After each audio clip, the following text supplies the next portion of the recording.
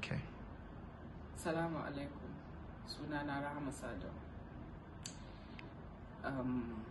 Ina yin wannan bidiyon ne saboda in yi magana akan abubuwan da suka faru a kwana ɗaya da kwana biyu da suka wuce. Abu ya taso akan hoton da na saka, kuma abun ba mai daɗi ba ne, kuma duk wanda ya sani yake bi na ya san cewa ba zan taɓa yin abin nan har cikin zuciyata ba kuma da niyyar, ban kuma saka wannan hoto da niyyar abin da ya faru ba.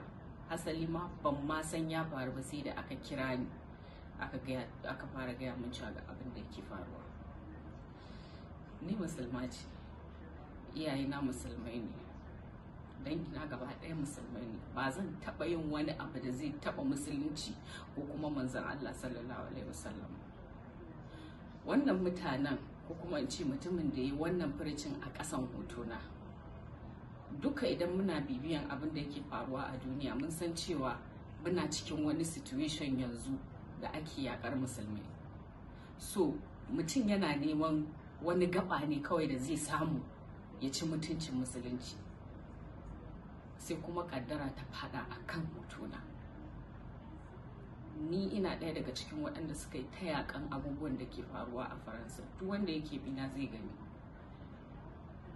Ni ba mahaukaciya ba ne, ba ni da dalilin da zai sa in yi supporting ko kuma in bi wannan abin da wancan ya je rubuta a ƙasan hotuna.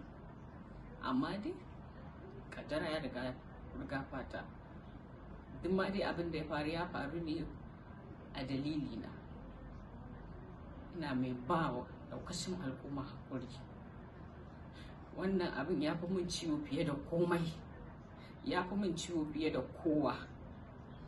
Dan Allah a yi hakuri, Allah ya kare.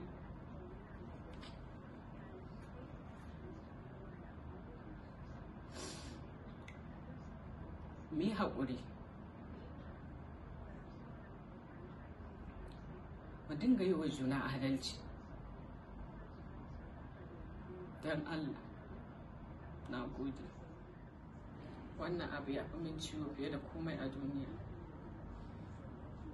Ina ba wa daukashin Hausawa, abokan aikina da musulmai gaba ɗaya na duniya haƙuri akan abin da ya faru.